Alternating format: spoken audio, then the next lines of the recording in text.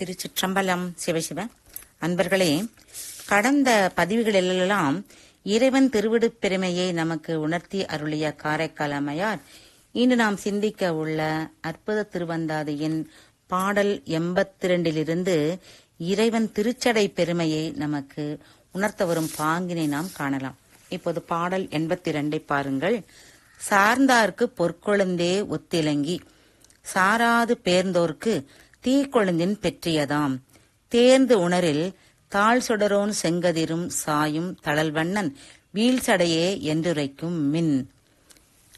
இதுவரைக்கும் திருவடியை போற்றி துதித்த அம்மையார் இந்த பாடல் முதல் திருச்சடையின் அருமை பெருமையை சிந்திக்கிறார். திருவடிகள் எவ்வாறு நல்லோர்க்கு சார்ந்தோர்க்கு நலன்வாயும் சாராதவர்க்கு அலனவாயும் உள்ளதோ அவ்வாறே திருமுடியில் உள்ள சடைகளும் என நமக்கு சொல்ல வருகிறார். சிவனாரது திருவுருவை உற்று நோக்கினால் அவருடைய சடைகள் மின்னலை போல விளங்குவதாக காரைக்கால் அம்மையார் சொல்கிறார். முதலில் இவை மின்னலோ என எண்ணும்படி தீவண்ணமாக ஜொலிக்கிறதாம். இவங்க மட்டுமல்லங்க, சேரமான் பெருமாள் நாயனாரும் அவர் தன்னுடைய பாடலிலே சொல்லுவார், இந்த சடையை மின்வண்ணம் எவ்வண்ணம் அவ்வண்ணம் வீழ்சடை என போற்றுவார். அதனால் காரைக்கால் அம்மையார் சொல்கிறார், வீழ்சடையே என்று உரைக்கும் மின். இந்த மின்னல் மின்னி மின்னி மறையும் தன்மையுடையது. இந்த மின்னல் ஒத்த சடையோ மறையாமல் நின்று காட்சி அளிக்கிறது. இறைவனை சார்ந்து வழிபட்டு அன்பு செய்பவர்களுக்கு அந்த சடைகள் அழகாக பொன் கொழுந்து விட்டால் எப்படி இருக்குமோ அப்படி இலங்குகின்றனவாம். பொன்வண்ண திருமேனி கொழுந்து விட்டது போல இறைவன் சடைகள் தோன்றுகின்றன. நெருப்பின் கொழுந்து மேல் நோக்கி இருப்பதைப் போல தழல் வண்ணனான இறைவன் தழல் பிளம்பின் கொழுந்துகள் மேலே தோன்றுகின்றன. அதையே காரைக்கால் அம்மையார் சார்ந்தார்க்கு பொற்கொழுந்தே போல இலங்கி என்கிறார். பொன்னை பார்த்தவர்கள் அதை கை கொண்டு இல்லத்தை பொதிந்து பத்திரமாக வைத்திருப்பர். அதுபோலத்தான் இறைவனுடைய பொற்கொழுந்தனைய திருச்சடைகளின் அழகை தம் உள்ளத்தை பொத்தி வைக்கிறார்கள் அன்புடையவர்கள். எப்படி பொன் உள்ளவர்கள் அதை கொண்டு வேண்டியவற்றை பெற்றுக் கொள்கிறார்களோ அதுபோல இறைவன் மீது அன்புள்ள இந்த அடியார் பெருமக்கள் இந்த பொன்னை கொண்டவர்களுக்கும் எல்லா நலன்களும் கிடைக்கும். பொன்னை தம் வசம் வைத்திருப்பவர்களுக்கு ஒரு பெருமிதம், ஒரு மிதப்பு இருக்கும் அல்லவா?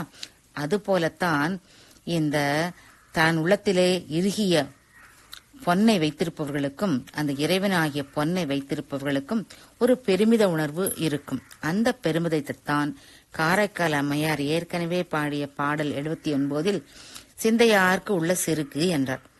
பொன்னை உடையவர்களுக்கு பிற உலோகங்களின் மதிப்பு உடையவனமாக தோன்றாது.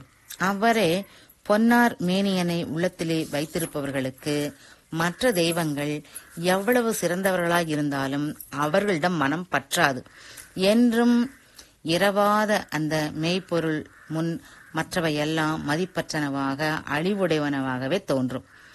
பொன்னை தேடி ஈட்டும் வகை தெரியாதவர்கள் இரும்பையும் தகரத்தையும் பித்தளையையும் சேமித்து வைத்துக் கொண்டு அவற்றாலே அற்ப திருப்தி அடைவது போல இறைவனிடம் உள்ளத்தை செலுத்தாதவர்கள் உலகியல் பொருள்களிலே பற்று வைத்து அவற்றுக்காகவே உழைத்து அவற்றை சேமித்து பாதுகாப்பாக வைத்துக் கொள்வார்கள்.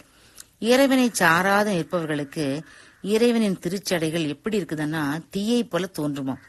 தீ கொழுந்து விட்டு எரிந்து பறந்து கிடந்தால் எப்படியோ அப்படி அந்த சடைகள் காட்சியளிக்குமாம். சாராத பேர்ந்தோர்க்கு தீக்கொடியின் பெற்றியவாம் என்று சொல்கிறார் காரைக்கால் அம்மையார். இதனை தீயை கண்டு அஞ்சி ஒதுங்கி நிற்பவர் போல இருப்பார்கள் இவர்களெல்லாம். ஒளி குறைந்த கண்ணோடு உள்ளவர்கள் செம்பொன்னின் ஒளியை நன்றாக பார்க்க முடியாமல் அது கண்ணை கூசச் செய்யும் நெருப்பு என அஞ்சி விலகிச் சென்று ஏமாந்து போவார்கள். கண்ணிருந்தும் குருடராய் பொன்னை அணுகியும் அதன் அருமையை அறியாத பேதையர்களாகவும் அவர்கள் திரிவர். இறைவனை சாராதவர்கள் மெய்ப்பொருளை அறியும் அகக்கண் மழுங்கியவர்கள் என்று காரைக்கால் அம்மையார் சொல்கிறார்கள்.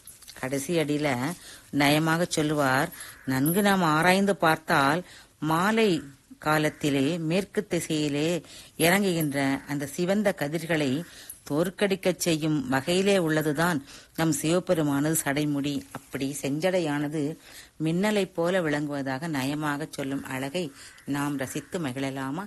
திருச்சிற்றம்பலம்.